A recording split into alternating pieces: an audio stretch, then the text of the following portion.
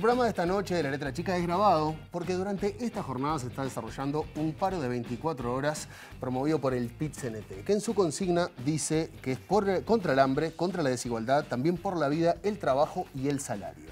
El área de la salud vive un momento particular en el marco de esta crisis sanitaria. La Federación Uruguaya de la Salud fue uno de los sindicatos que votó en contra de la realización de este paro y tanto el Sindicato Médico del Uruguay como la Federación Médica del Interior, si bien adhieren a la plataforma, resolvieron no paralizar sus actividades. ¿Cuál es la realidad del salario y del empleo en nuestro país en estos días? Hoy, en La Letra Chica, paro general. ¿Por qué?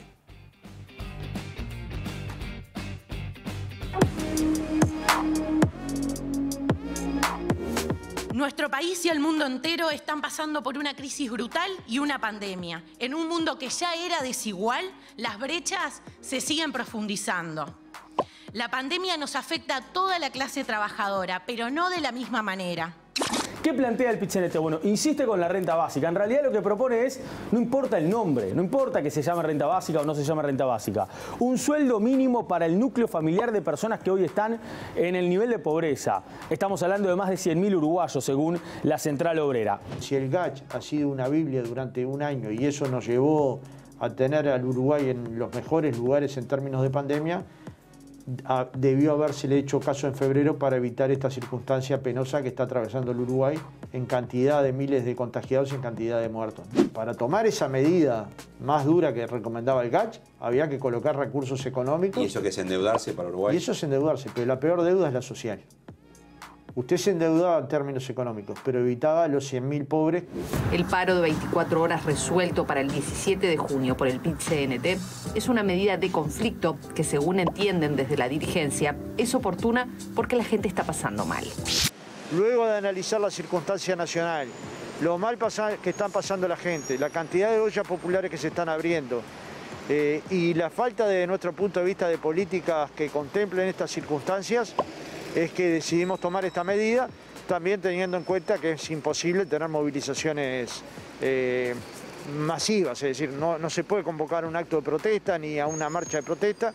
Bueno, nos pareció que de alguna manera teníamos que protestar y esta medida fue votada casi consensuada, con un voto negativo. La población sabrá, cuando hay un paro general no deja de salir el agua, no dejamos de prender la luz, hay un conjunto de actividades que se mantienen, con especial sensibilidad a los problemas de salud del pueblo. En este caso, y en ocasión de nuestra sensibilidad vinculada a la pandemia, la resolución de la mesa nos manda a que hagamos todo el esfuerzo para que el paro no afecte al proceso de vacunación.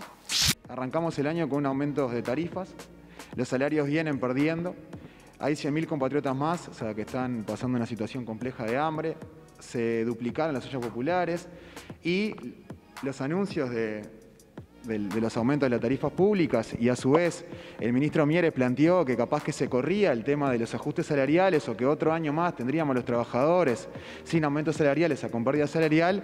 El director del Instituto Cuesta Duarte, Milton Castellanos, señaló que si bien varios sectores se vieron sumamente afectados por la pandemia, muchos otros tuvieron niveles de rentabilidad.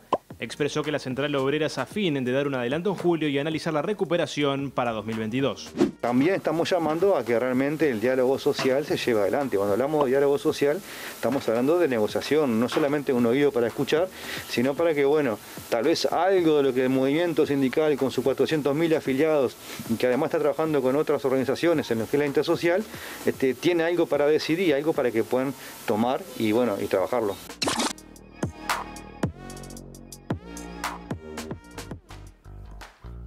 Buenas noches, bienvenidos a una nueva entrega de La Letra Chica. Denise, buenas noches. ¿Qué tal? Buenas noches. Bueno, como les decíamos, está transcurriendo un paro general de 24 horas. Este programa fue grabado. Pero bueno, varios fueron los cuestionamientos al conocerse la realización de este paro en medio de la delicada situación sanitaria que está viviendo nuestro país y el mundo. Pero al mismo tiempo, cuando uno lee las reivindicaciones que acompañan esta medida, aparecen elementos realmente relevantes para la vida de nuestro país, como son el hambre, la desigualdad, el salario o el trabajo. Para arrancar a conversar en este programa sobre este tema y sobre los motivos del paro, vamos a recibir a Tamara García, referente del Departamento de Jóvenes e integrante del Secretariado Ejecutivo del PIT-CNT. Tamara, buenas noches. Buenas noches y muchas gracias por la invitación. Pero por favor, un placer. Tamara, ya vamos a hablar de las críticas que han surgido en torno a este paro, pero primero, ¿por qué? ¿Por qué este paro? Bueno, nosotras entendíamos desde el movimiento sindical que era bastante obvio, pero se ve que no. Y planteo que era obvio porque creo que cualquier persona que sale a la calle ve la situación que estamos viviendo. Cada persona que nos llega a fin de mes vive y sabe la situación que estamos viviendo. Estamos pasando por una emergencia sanitaria, pero además una crisis socioeconómica. Y esto también responde y entendemos y estamos convencidas desde el movimiento sindical que se podría haber evitado. Hablamos siempre de muertes evitables y tiene que ver con eso de dar garantías a la población. Créanme, y eso lo decíamos el 1 de mayo y lo hemos dicho en muchas ocasiones, ninguna persona se quiere enfrentar a una pandemia mundial porque sí, porque tiene ganas. Las personas, si tuvieran las condiciones, los servicios básicos garantizados, como planteamos durante el año pasado, una canasta básica de servicios que pudiera garantizar que las personas pudieran quedarse en sus casas, esta situación sería diferente. Nosotros venimos planteando una renta básica, venimos planteando garantías para la población. Si la gente tiene comida en su casa, se queda en casa. El problema que estamos teniendo es que no se dieron esas garantías. Tenemos, como decían en el informe, muchísimas ollas populares a nivel nacional. Hay una red de ollas que viene trabajando, cuantificando esto, viendo las necesidades que hay. Tenemos ollas populares donde nos dicen que el problema no es la comida, sino el tema del abrigo. Tenemos un país donde 1 de cada 4 personas aproximadamente tiene tuberculosis, pero que está dormida. Ante situaciones inmunodeprimidas, esto se despierta. ¿En qué situación va a quedar nuestro país? ¿En qué situación va a quedar todos estos niños y niñas que hoy son nuevos pobres, que están por abajo de la línea de pobreza? No solo que tienen que ir a la olla popular, a veces no tienen olla popular a cual ir. Tampoco tienen el comedor, que ustedes sabrán que el año pasado los compañeros y compañeras de la educación se movilizaron, llevaban por su cuenta las bandejas a los hogares, buscaron millones de formas de poder solventar esa situación porque de verdad el movimiento sindical le preocupa a la gente. Le preocupan los ingresos, le preocupa el trabajo y le preocupa que nuestro movimiento sindical no es corporativista, nos preocupa cambiar la sociedad en la que vivimos. Y cuando la desigualdad viene en aumento, cuando además vemos constantemente que la población está sufriendo, y tenemos que hacer alguna cuestión. O sea, creo que ninguna persona puede pasar por la calle, ver que una olla popular está llena de gente, que hay gente durmiendo en la calle, que tenemos compañeras del comercio y los servicios, por ejemplo, que hace más de un año que vienen cobrando por abajo de 10.000 pesos, por la mitad de su salario. Si esto no nos rompe los ojos, creo que a diferencia de lo que han sido las discusiones en la interna sindical, este es el primer paro en años que fue prácticamente por unanimidad. Y que en realidad la única negativa no fue contra la medida. Los compañeros y compañeras de la salud también lo han planteado. No están en contra de la medida. Lo que están en contra es de, en este momento, dejar, obviamente, los centros de vacunación sin nadie. Bueno, en ese sentido, nuevamente fuimos responsables. Marcelo también lo planteaba en el informe. Siempre garantizamos los servicios. Tal vez quienes nos están criticando en este momento no son conscientes de lo que hacemos cada año. Siempre hay servicios de emergencia, siempre se atienden emergencias en lo que tiene que ver con los sanatorios y los hospitales, siempre hay un montón de medidas para contemplar y no perjudicar a la población. Esto no implica dejar de luchar. Es necesario que nosotras, como movimiento sindical sumamente responsable, que salió desde hace más de un año a plantear alternativas, no solos además, en conjunto con la Intersocial, con un montón, estamos hablando de decenas de organizaciones que se nuclean para dar propuestas, porque entendíamos que era una situación preocupante y todavía no dimensionamos cómo puede llegar a estar nuestro país después de que esta situación de emergencia sanitaria pase. Porque nuevamente, si no ponemos medidas específicas y si el gobierno no da algunas garantías para la población, vamos a tener niños y niñas en situación de desnutrición, con claramente problemas de aprendizaje. Vamos a tener un montón de compañeras y compañeros en la precarización extrema, pasando hambre, en la informalidad. No podemos permitir eso. Y esto es lo que estamos apuntando con este paro. Tamara, parte de lo que trascendió a nivel de opinión pública fue esta crítica asociada a una falta de sensibilidad por proponer un paro en este escenario. Preguntarte dos cosas. Por un lado, ¿cómo procesó el PIT-CNT esta crítica y si lo tomaron en cuenta para la decisión? Y por el otro, preguntarte también, cuando los acusan de la falta de sensibilidad, ¿cuál es la sensibilidad que tienen esas otras personas? ¿De qué sensibilidad hablan? ¿En qué marco estamos discutiendo eso? Eso está bueno, pues la sensibilidad es sumamente subjetiva y relativa. Eso es real. Nosotras no salimos a decirle a la gente, no, bueno, me gustaría ver cuál es la sensibilidad que vos estás teniendo en esto. Porque, ¿cómo no? Y vuelvo a repetir, ¿cómo no nos duele que haya gente comiendo en ollas populares? Que haya gente comiendo en ollas populares implica gente que no puede pagar la comida en sus hogares, que no puede cocinarse, que no puede ir al almacén, comprarse lo que muchas y muchos tal vez estamos acostumbrados. No le dimos tanta trascendencia a las declaraciones porque si analizamos para atrás, todos los años que realizamos un paro general o que realizamos un paro parcial o que realizamos una caravana o una movilización, lo que sea, siempre va a ser un momento inapropiado. Para algunos sectores de la población, conservadores, siempre es inapropiada la medida de lucha, sea del movimiento sindical, sea de los feminismos o sea de cualquier organización que entienda que la sociedad y el mundo debería ser cambiado. Entonces, en realidad, ¿qué nos queda pensar? Y bueno, es parte de lo de siempre y parte de lo mismo. Nosotras sí reivindicamos que lo que entendemos es que falta sensibilidad al gobierno y a las autoridades que nos están acusando. Es muy fácil decirlo, es bárbaro para la tribuna, pero nuevamente el movimiento sindical responsable salió desde el primer momento a trabajar en protocolos laborales para que esta pandemia no se expanda. Y hicimos todo lo posible para cambiar nuestras lógicas de militancia y pensar en esto de no aglomerarnos y buscarle la vuelta, a pesar que estamos en una hazaña tremenda, que es la de juntar las 700.000 firmas para llegar a derogar o interponer un referéndum para derogar 135 artículos de la Ley de Urgente Consideración. Y a pesar de eso hemos sido tan responsables. Entonces, devuelvo la pelota. ¿De quién es la falta de sensibilidad? Porque cómo no les duele que haya grandes mayoría de nuestro país que están pasándola mal. Gurises que se quedaron sin acceso a la educación pública. Porque tenemos el plan Ceibal, algo que se venía gestionando hace muchísimo tiempo, que ya venía puesto en acción y sin embargo muchas personas que no acceden a tener conectividad. Gurises, y eso lo pueden hablar con las maestras, se conectan menos de la mitad de los gurises. Y hay muchos gurises que se van a la casa del vecino, a donde pueden, gurises que están solos en sus casas, porque claramente su madre o su padre tienen que salir a trabajar igual y los gurises se quedan ahí. No sé, ¿de quién es la falta de sensibilidad al final de cuentas? Porque a mí esto me duele y por eso estamos tomando una medida. Tamara, hablabas de la falta de abrigo como una de las preocupaciones básicas de este invierno y ya hemos visto a la Central Sindical y a otras organizaciones tratando de juntar abrigo para poder colaborar con estas poblaciones. Ahora, también tenemos por el otro lado que desde el Estado la inversión que ha habido ha sido inversión baja en comparación con el resto de los países. Y vemos también cómo desde el Estado se impulsan campañas de donación de abrigo, campañas de donación. El Estado la política tiene que ser con solidaridad, con campañas de donación. ¿Eso es política pública? Y además es bastante contradictorio. Yo creo que no. Y además es contradictorio porque se plantea una lógica meritocrática todo el tiempo, pero por otra parte el propio Estado es el que le solicita solidaridad al pueblo. Cuando es quien gestiona los recursos. Por tanto, debería dar esas garantías. Hay una diferencia que tiene que ver en las formas de asistencia y en el buscar medidas, obviamente, para que no sean parches. Nosotros entendemos que hay medidas que serían parches, como por ejemplo el ingreso transitorio de emergencia.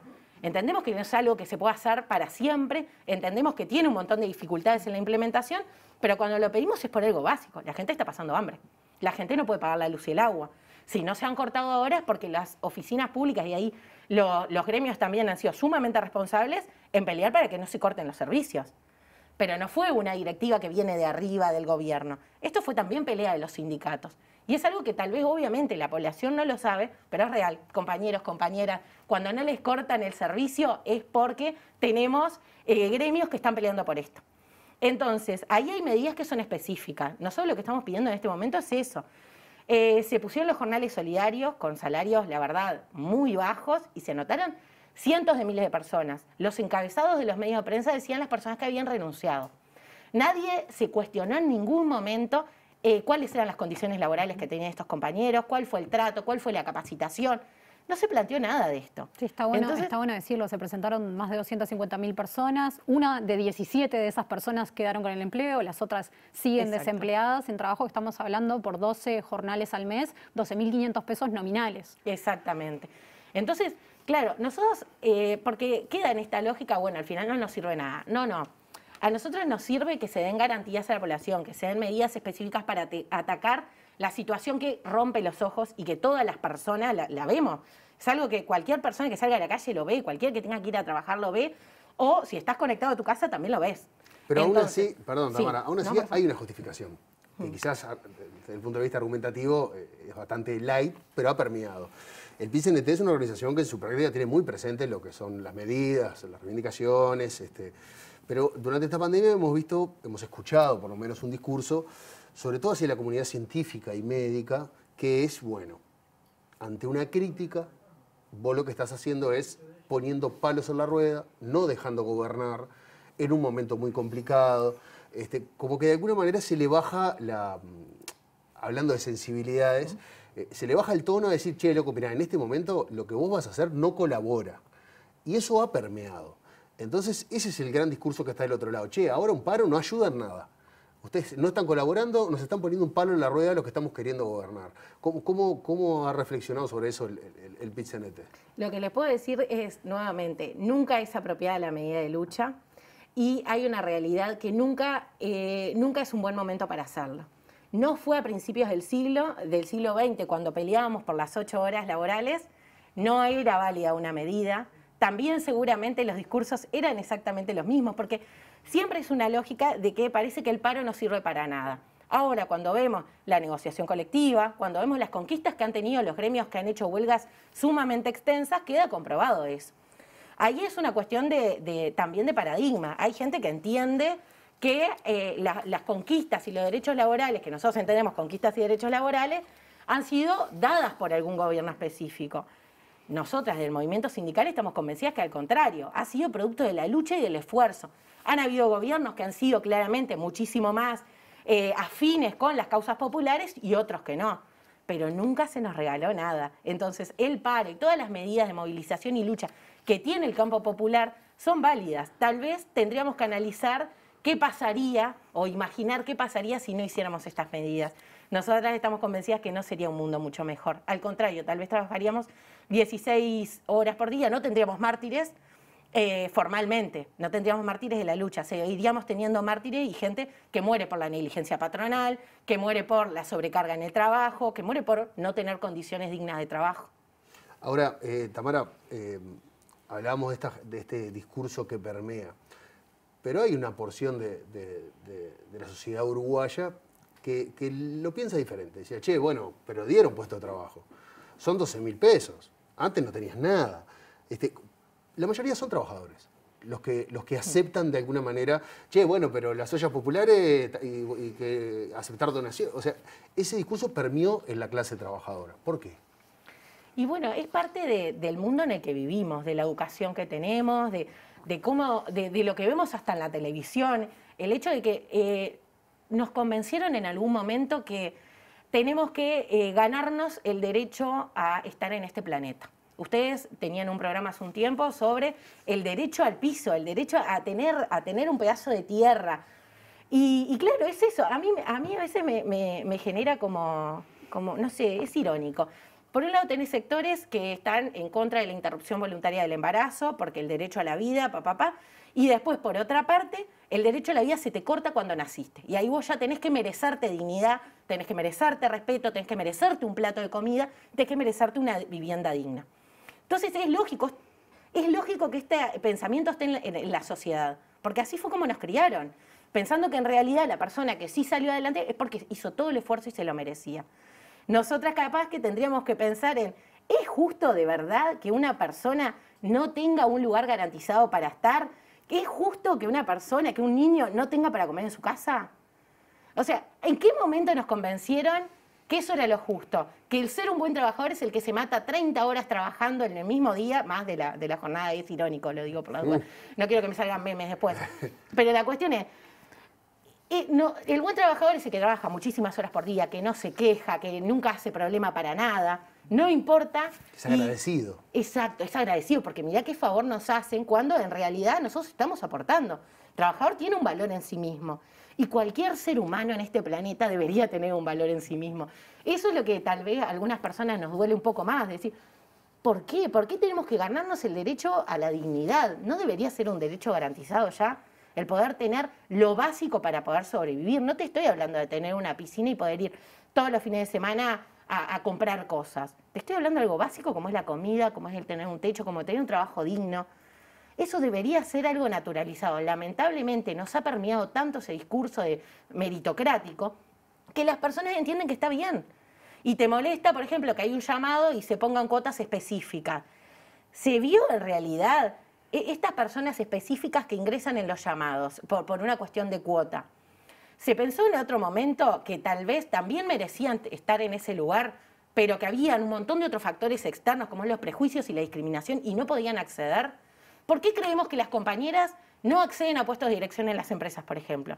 ¿Porque de verdad no tienen la capacidad? ¿O porque tal vez hay un montón de prejuicios y se empieza a pensar, no, esta mujer me se embaraza, no, me va a faltar porque tiene gurice? O sea, siempre termina en una cuestión de que la culpa es nuestra y no un sistema que es desigual y que en realidad no es justo que tengamos que pelear por lo básico. Lo básico que es trabajo, vivienda, comida, no debería ser justo. Tamara, el viernes el Poder Ejecutivo convocó el Consejo Superior Tripartito, donde se van a discutir distintas propuestas, entre ellas la posibilidad de adelantar las licencias con el fin de reducir la movilidad. En este sentido, ¿cómo ven esta posible negociación? ¿Cómo ven también el rol del empresariado en esto? Ahí hay dos cuestiones. Todavía no terminamos de discutir esto. Eso se va a discutir en una mesa representativa a mediados de julio, para de verdad tener todas las visiones de todos los sectores y ramas de actividad. Lo que sí les puedo decir es que la experiencia que hemos tenido en este último tiempo con respecto al adelanto de licencia o el hecho de directamente no poder gozarlas, implica que hoy tenemos cientos de compañeras en el país, por ejemplo, el sector limpieza, que viene en negociación y tratando de que se les pague, porque todavía no les han pagado la licencia. Las compañeras no tuvieron paga la licencia que habían generado en el 2019 ni la que generaron en el 2020. Entonces, está de más en realidad ver todas las posibilidades, pero también entendemos que tendrían que haber algunas señales como más contundentes, ¿no? Para evitar que las compañeras terminan siendo más precarizadas. Ni siquiera estudiamos cuál es el impacto que va a tener estas personas que ya va a ser 2 años que no tienen un descanso. ¿Alguien se lo ha puesto a pensar eso? ¿Ha dicho, bueno, esto es sano para la psiquis y la salud física de las personas? En el contexto que estamos, aparte. Y además en el contexto en el que estamos. Entonces, es una situación complicada la que estamos. Toda medida se puede conversar, discutir, porque, vuelvo a decir, nosotros hemos estado siempre a disposición para poder negociar, conversar, tiramos propuestas, formamos toda una intersocial para poder tirar propuestas que fueran de verdad representativas de las necesidades del campo popular y no hemos sido escuchadas, literalmente. Entonces, después podrán decir, no, bueno, cumplimos tanto de lo que nos pidieron. Si vemos, en la práctica no se ha cumplido, se han subido las tarifas, se suben los servicios, no se controló nunca el aumento de la canasta básica de alimentos. O sea, algo que es simple, que fueron compromisos y que no se cumplieron. Tamara, para el PIT-CNT necesariamente toda medida de restricción de movilidad, de adelanto de licencias y demás, ¿tiene que tener un correlato económico o alcanza con la medida de reducción de movilidad, que tampoco parece ser que vaya a implementarse, pero en el caso que se considerase? Ese tema en particular me voy a reservar porque no lo hemos discutido y no me gustaría poder decir algo que no fuera representativo de todos los compañeros y compañeras. Lo que sí hemos planteado, y lo vamos a seguir planteando, que para reducir la movilidad hay que poner dinero. Y en esto hay una cuestión que es filosófica, es que la hemos también conversado mucho, la vida o la economía del país. Desde el movimiento sindical estamos convencidos que la vida es mucho más importante, porque ¿qué país te queda si la gente no está bien o directamente no está? ¿Y la economía no depende un poco de la vida también? Y debería, ¿no? Yo estoy convencida que sí. Yo creo que no puede ser la economía como algo mucho más elevado, como si fuera algo efímero, como una meta así, si no pensás en la gente. Pero bueno, es una cuestión filosófica que no solo se ha dado en este país, sino que se ha dado en muchos otros, o sea, a nivel mundial. La única diferencia es que nuestro país sigue siendo el país que menos invirtió en épocas de pandemia. Y podemos salir a decir, bueno, teníamos un sistema de seguridad social fuerte que pudo habilitar algunas cosas, teníamos un sistema integral de salud, un sistema nacional de cuidados, que han sido bastante desvalorizados este tiempo. Sin lugar a dudas, el sistema de cuidados es uno de ellos, con además una población trabajadora principalmente de compañeras. Y además viendo que los niños estaban solos en sus casas, como les decía, sin a veces poderse conectar, sin ninguna garantía ni nada, así que queda como un montón para... Tamara, muchísimas gracias por acompañarnos esta noche. Muchísimas gracias a ustedes, un placer. Denise, en el siguiente bloque nos vamos a ir a conversar con Alejandra Pico, que es investigadora del Instituto Cuesta Duarte, para buscar otra mirada de las razones de este paro que se está llevando a cabo, paro de 24 horas, promovido por el PIT-CNT. Ya venimos.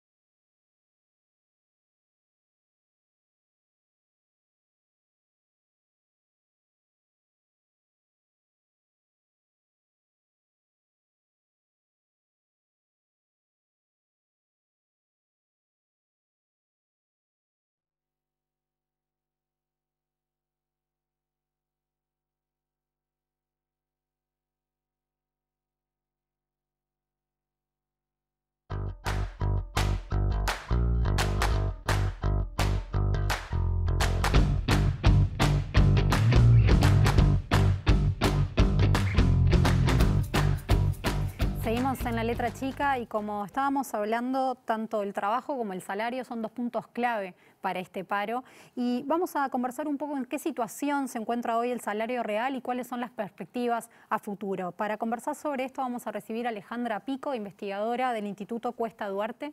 ¿Qué tal, Alejandra? Buenas noches. Buenas noches. Buenas noches, Alejandra, un gusto. Alejandra, en la negociación colectiva se estableció un periodo puente y en el que se va a discutir el aumento de salarios y entre otras cuestiones. ¿Cómo se explica esto y cómo se comportó el salario en este tiempo? Y particularmente, ¿hubo una pérdida real del salario en comparación con el resto de los costos de vida?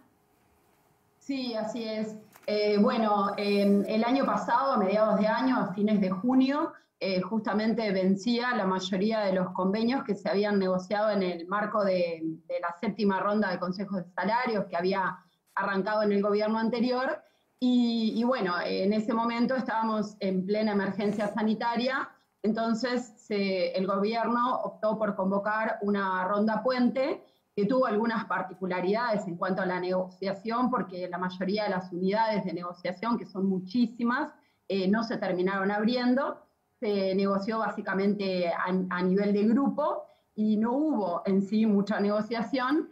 Y bueno, los lineamientos del Poder Ejecutivo, lo que planteaban para esa ronda puente, que tenía 1 año de duración y que por lo tanto va a estar terminando ahora a fines de junio, era un primer ajuste de 0%, algo que es bastante inédito en la negociación acá en Uruguay, porque en general cuando se negocia un acuerdo colectivo, un convenio, se arranca con un ajuste. Bueno, en este caso se arrancó con un ajuste de 0%, a la mitad del periodo, a los 6 meses o en algunos casos a los 9 meses, se otorgó un ajuste de 3% y ahora que estarían finalizando esas resoluciones, esos convenios, habría un correctivo que también es diferente a los correctivos que usualmente teníamos en los convenios, que básicamente lo que hacían los correctivos es mirar lo que había pasado en ese periodo con la inflación, mirar los ajustes otorgados y se pagaba la diferencia. Si la inflación había estado por encima de los ajustes otorgados, se pagaba la diferencia de manera justamente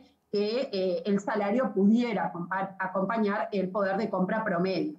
Lo que plantea este correctivo de ronda puente es que a la inflación del año se le descuente no solamente ese ajuste de 3% otorgado, sino también la caída que tuvo la economía durante 2020. En concreto, esto hace que a una inflación que va a rondar en ese periodo de junio del año pasado a fines de junio de este año en un 7%, cuando le descontamos ese 3% de ajuste, va a quedar un 4%, que es lo que va a ser justamente la pérdida de salario real o la caída de poder de compra del salario promedio. Y que se va a dividir, una parte ya se dio esa caída durante el año 2020, en el segundo semestre particularmente, y la otra parte la vamos a ver en el primer semestre de este año. Ahora, Alejandra, para los que no sabemos nada de economía, tenemos un indicador que es clarísimo, que es ir al almacén, que son los precios, que es ver cuánto nos rinde la plata y compararlo con cuánto nos rendía hace un año, por ejemplo. ¿Cómo fue durante este último tiempo la relación entre el índice medio de salarios y el índice de precios al consumo? ¿Cómo se comportaron? Bueno, justamente, claro, lo que nos importa a los trabajadores en definitiva no es cuánto ganamos en plata en términos nominales, sino cuánto nos rinde esa plata, como tú decías. Y en el gráfico que hoy mostraban ustedes, lo que veíamos es que hasta fines de 2019 el crecimiento de la inflación en términos anuales estaba por debajo del crecimiento anual del salario. Y eso hacía que el poder de compra sobre 2019 fuera creciendo mucho más lentamente que en los años anteriores, pero todavía teníamos un poder de compra que iba creciendo un poquito. Sobre fines de 2019 y comienzos de 2020, las dos variables como que se emparejan, entonces el salario acompaña la evolución de los precios y vemos ahí el punto de quiebre en marzo y abril del año pasado porque hubo una disparada importante en los precios al consumo. Los precios al consumo empezaron a crecer más o menos hasta un 11% en términos anuales y el salario crecía 8%. Entonces ahí empezamos a ver en esos meses una caída del poder de compra. Eso de que, bueno, con lo que ganamos cada vez podemos comprar o adquirir menos cosas en relación a esa canasta de consumo promedio con la que se mide. Y bueno, después en junio, a fines de junio del año pasado, hubo un correctivo que correspondía a los convenios anteriores, y eso lo que hace es llevarte un poco al nivel de partida, pero no impide que durante algunos meses tu poder de compra haya caído. Bueno, eso es lo que explica en el correr del año, cuando nosotros miramos el índice medio de salario real, que es una variable que releva, que publica el Instituto Nacional de Estadística, nos muestra que durante 2020, por primera vez en muchos años, el salario real cayó.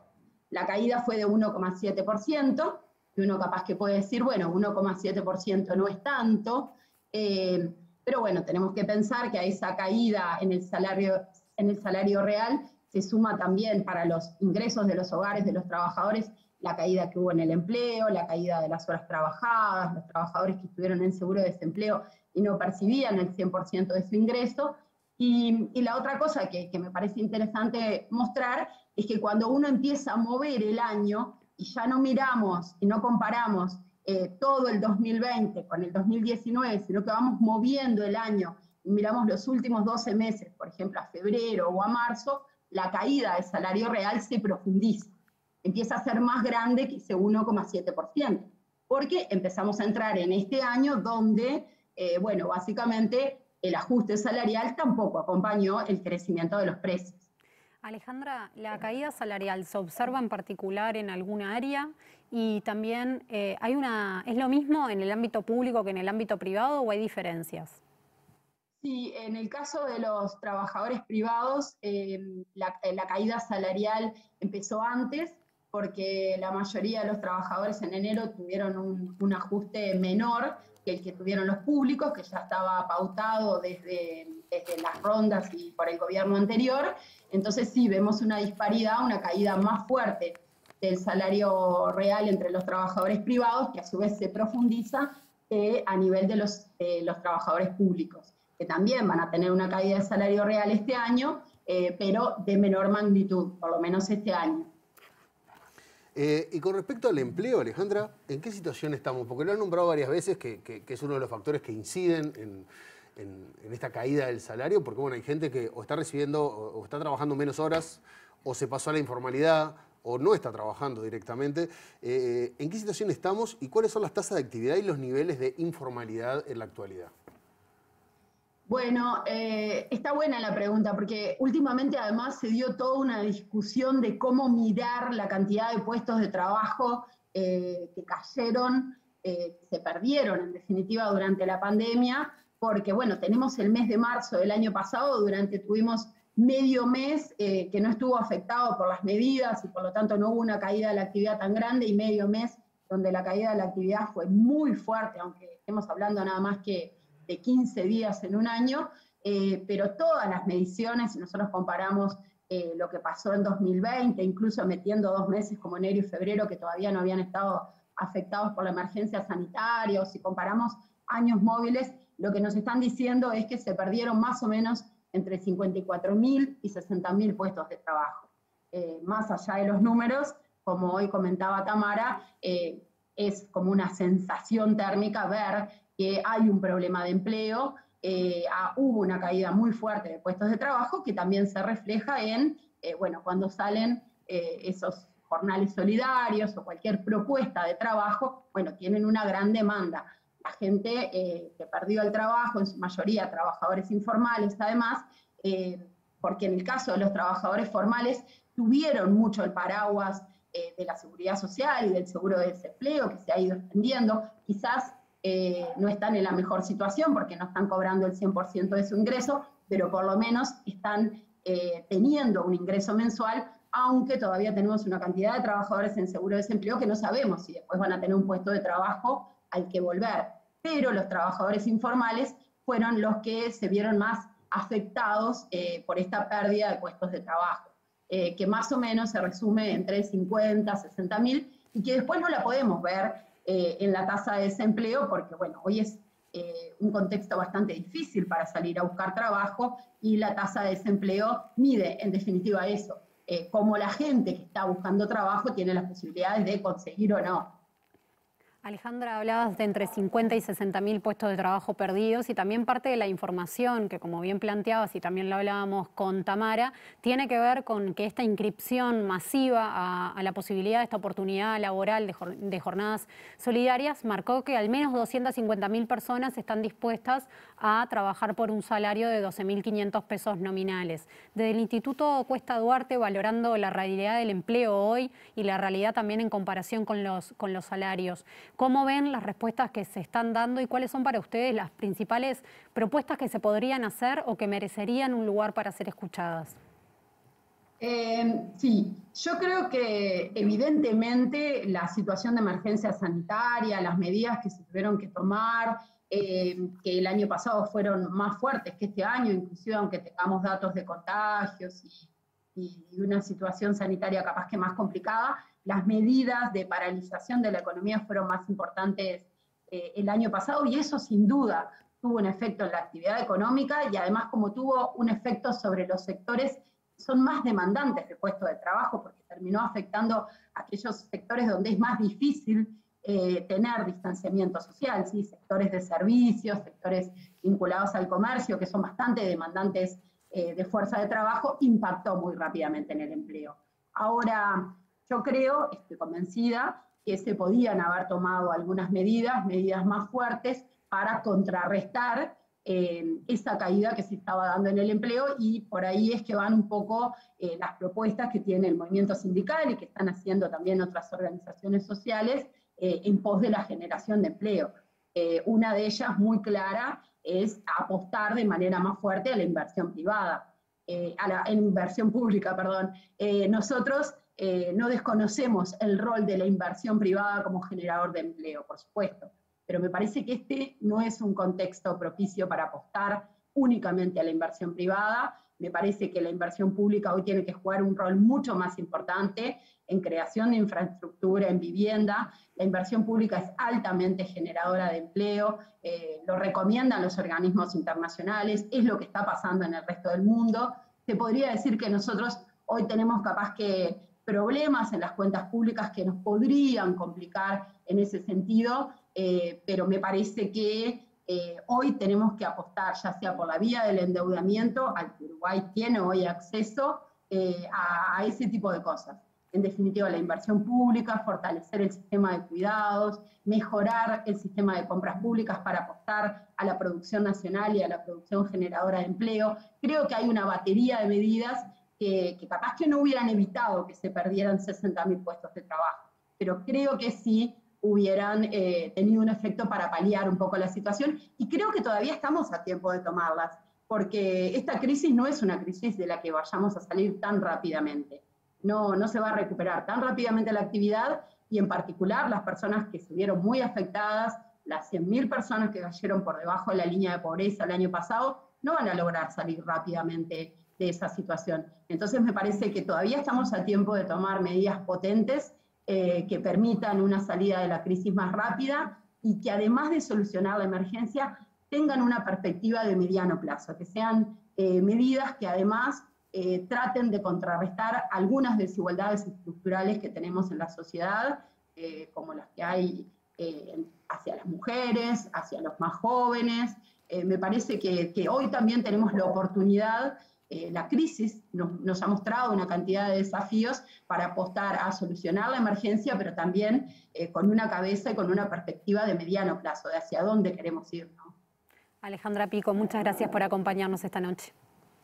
Gracias a ustedes por la invitación. Gracias, Alejandra.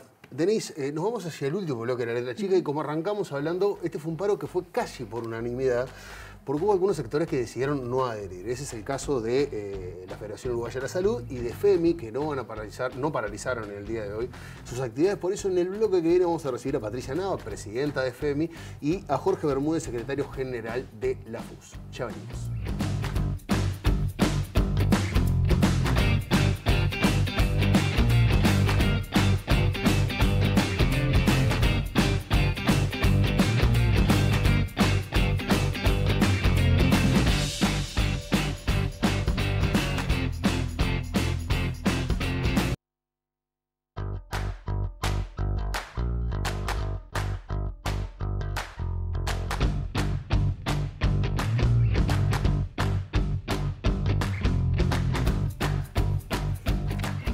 Entramos en el último bloque de La Letra Chica y bueno, esta jornada de paro se desarrolla, como todos saben, en el medio de una grave situación sanitaria, no solo en el país, sino en el mundo.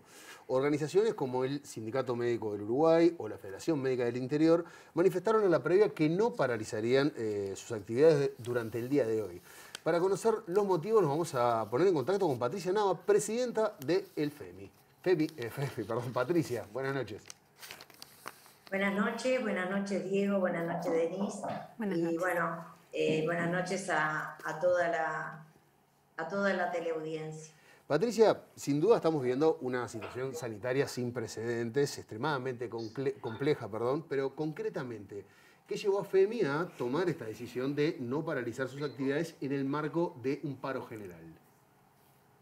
Bueno, mirá, es como tú decías, estamos viviendo una situación de emergencia sanitaria con una pandemia en un momento muy alto, con una gran cantidad de casos, donde tanto el primero como el segundo y tercer nivel de asistencia están, sobre todo en el interior, con una sobrecarga sostenida los equipos de salud. Entonces, es impensable para nosotros los médicos del interior, así lo analizamos en un plenario gremial que tuvimos con los 22 gremios médicos del interior que conforman la FEMI. Es impensable hacer una paralización de funciones en el momento, bueno, que más la gente necesita la población necesita de los servicios sanitarios.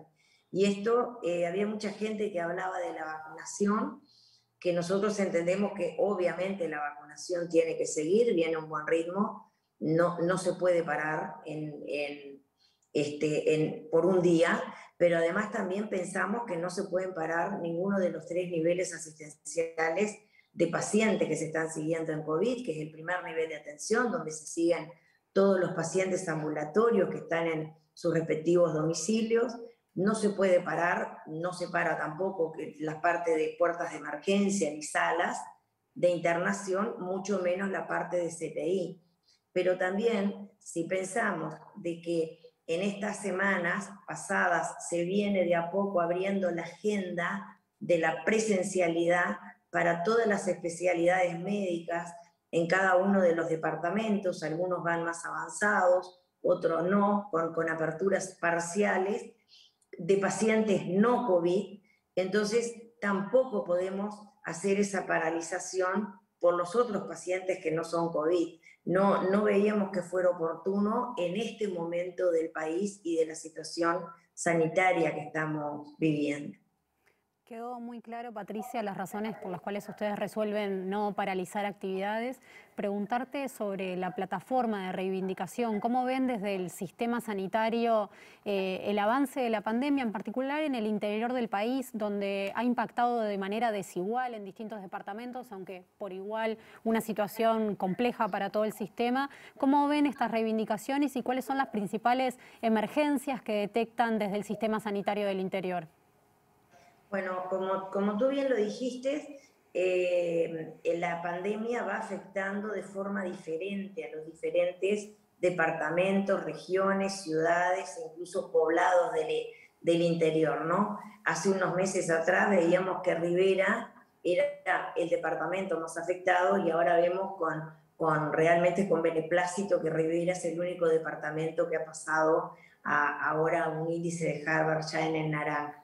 Lo que sí te puedo decir que va afectando de manera diferente, en algunos departamentos van mejorando lentamente su situación, pero hay otros departamentos que van empeorando. Desde los equipos de salud, y me animaría a decirte que no solo tiene que ver con la parte médica, en el interior y en aquellos lugares más afectados está habiendo una sobrecarga sostenida, pero no solamente del tercer nivel de atención, que mucho se ha hablado, que es el nivel de CTI, sino también del primer nivel de atención, que es el nivel que por lo menos tiene la responsabilidad de hacer el seguimiento y el control del 90 y pico de los pacientes COVID que permanecen en domicilio. Los equipos de salud han tenido como algunas dificultades como para cuando es tan grande la cantidad de casos que afecta a una ciudad o a una población, poder ir haciendo esos seguimientos tanto a nivel telefónico y ni que hablar a nivel domiciliario cuando esos equipos tienen que salir al domicilio. También se ha visto sobrecargada en gran manera todo lo que tiene que ver con las salas de internación. Y esto no me refiero solo a los prestadores públicos que son los hospitales del interior, sino también a algunos prestadores privados de la red FEPREMI, donde han tenido que desplazar pacientes de áreas no COVID, áreas que estaban destinadas a otro tipo de patologías, y usar esas camas en pos de los pacientes COVID. Nosotros decimos a veces que los pacientes COVID han desplazado a los no COVID, y bueno, en algunos lugares vemos que esto se sostiene durante un tiempo y después se empieza a bajar lentamente. Pero a su vez empieza a subir otro departamento u otra ciudad, ¿no? Ni que hablar cuando esto afecta las pequeñas ciudades del interior en la parte de la ruralidad. Patricia, muchísimas gracias por estar en contacto con nosotros esta noche. Un placer. Bueno, gracias a ustedes y a las órdenes. Hace algunas semanas, Denise, cuando se tomó la decisión de realizar este paro general de 24 horas, el secretario general de la Federación Uruguaya de la Salud, Jorge Bermúdez, aseguró que su sindicato fue el único gremio que votó en contra en la mesa representativa del PIT-CNT. Para saber los motivos de su postura con respecto a esta jornada de paro, recibimos justamente a Jorge Bermúdez. Jorge, buenas noches, bienvenido. Buenas noches, ¿qué tal? ¿Cómo les va? Jorge, un placer. Jorge, ¿por qué la FUS no estaba de acuerdo con la medida del paro de hoy? En la mesa representativa del día 13 de mayo, creo, yo no estaba, yo no integro además la mesa representativa y no estaba en Montevideo, estaba en el interior, debatió sobre el tema y la posición de FUS en esa mesa fue acompañar el paro, pero solicitar en función de la situación sanitaria vinculada a todo el tema de la pandemia, que se permitiera a la Federación manejarse con mayor amplitud para no caer en omisión sobre todo en el tema de las áreas COVID en las instituciones y en particular a lo que hace el vacunatorio, que esas acciones se pudieran realizar, teniendo en cuenta que más o menos casi 50.000 personas se están vacunando por día.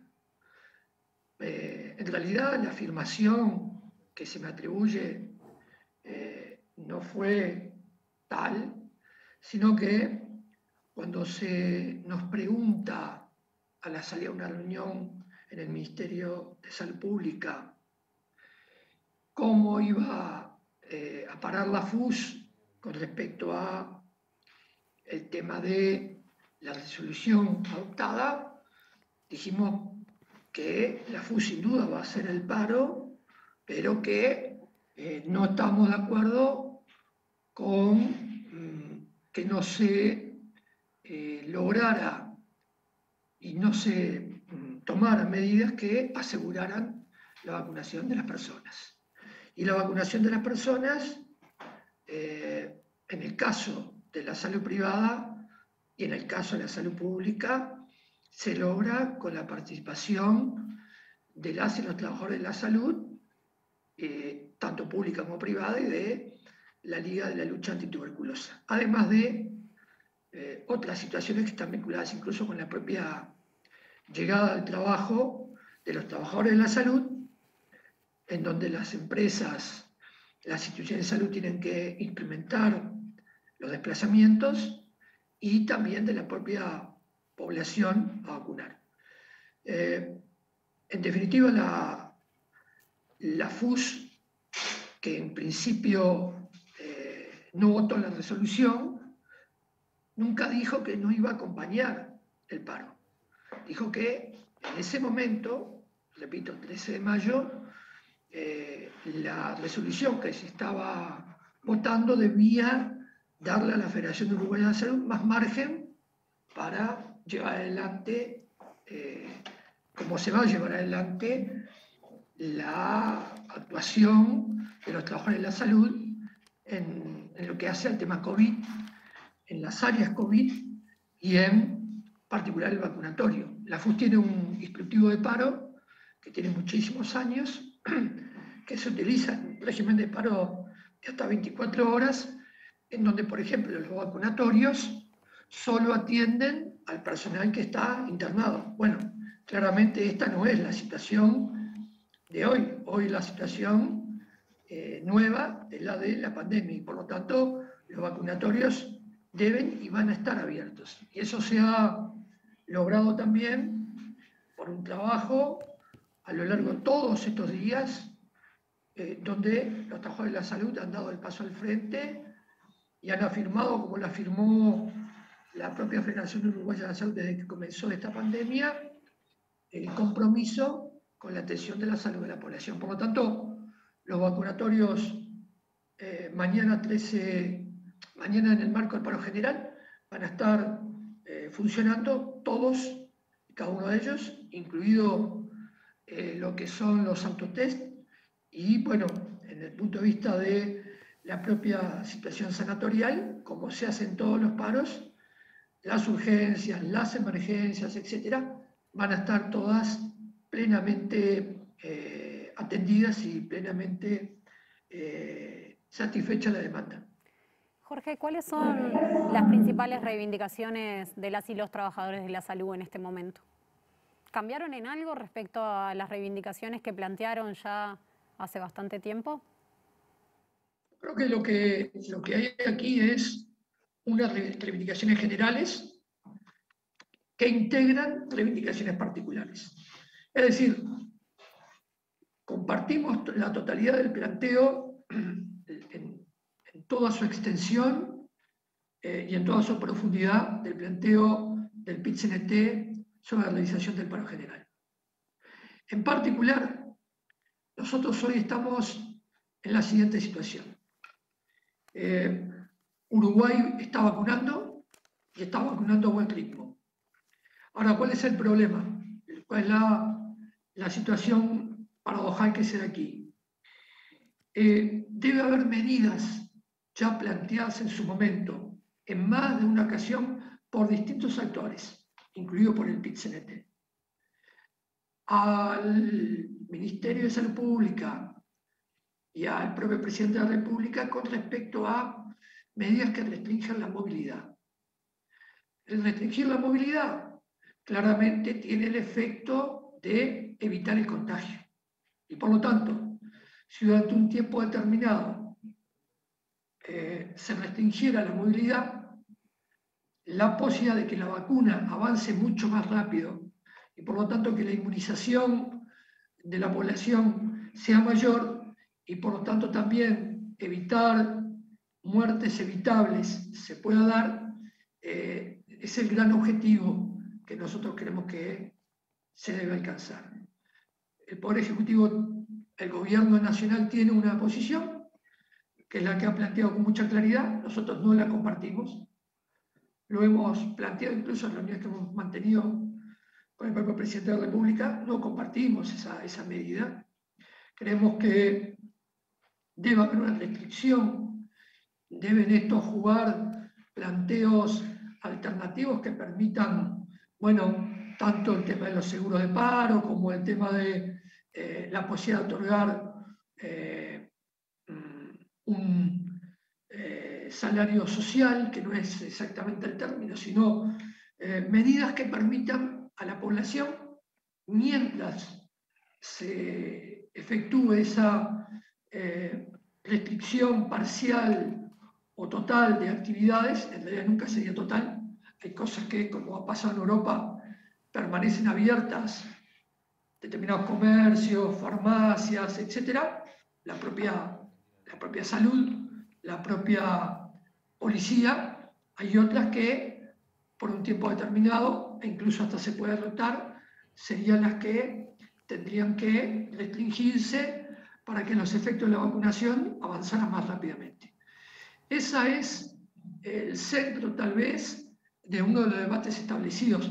Junto con ello, como ya lo conversamos con ustedes en algún momento, la situación del estrés laboral, la situación de lo que significa para los trabajadores de la salud enfrentarse todos los días a unas jornadas laborales muy extensas. Estamos hablando que, como falta personal en el sector, como hay personal enfermo, estamos hablando que hay trabajadores que hacen 12 horas por día, sabiendo que su horario, su jornada es 6 horas. Bueno, hacen 12 en función de que no hay recambio para ellos y por lo tanto continúan un turno entero más. Eso claramente está generando un estrés laboral pero muy fuerte, y eso hace que necesariamente también en la perspectiva se discuta un nuevo régimen para algunas áreas en particular laboral que permita mayores descansos a trabajadores que están en esta situación tan compleja. Por lo tanto, la FUS para 24 horas en todo el país, el día 17, manteniendo el funcionamiento de las áreas que señalamos, vitales, como es el tema de la vacunación, y el resto de lo que son las áreas asistenciales, en el régimen de urgencia y de emergencia. Para ser más claro, lo que no van a funcionar van a ser las policlínicas. Y bueno, y acompañamos, como ya se ha señalado incluso a lo largo de este programa, el conjunto de la plataforma del PIT-CNT, porque claramente marca lo que es la realidad que hoy estamos viviendo las grandes mayorías del pueblo uruguayo, frente a un gobierno que, a pesar de la pandemia, ha instrumentado buena parte de su programa, que es de ajuste social, sobre los intereses de la gran mayoría del pueblo uruguayo. En ese marco va todo nuestro apoyo y nuestra participación en el paro, en la caravana y en todo lo que hace incluida la recolección de firmas del día 17 de junio. Jorge Bermúdez, muchas gracias por acompañarnos. Gracias a ustedes, que pasen bien. Denis, no vamos, como cada jornada de paro, para muchos de los que nos están viendo, es una jornada de reflexión también, de pensar, bueno, una cantidad de cosas. La plataforma del PIT-CNT es clara, así que esperamos que les haya gustado esta síntesis que tratamos de hacer hoy en La Letra Chica. Nos vamos, mañana hay entrevista. Mañana la entrevista con Virginia Martínez, realizadora, docente, y con Ricardo, el espacio Ricky, que no le gusta que le digamos, pero Ricky, se lo vamos a decir siempre. Pero se lo decimos igual cada tanto. Nosotros nos vamos. Hasta mañana.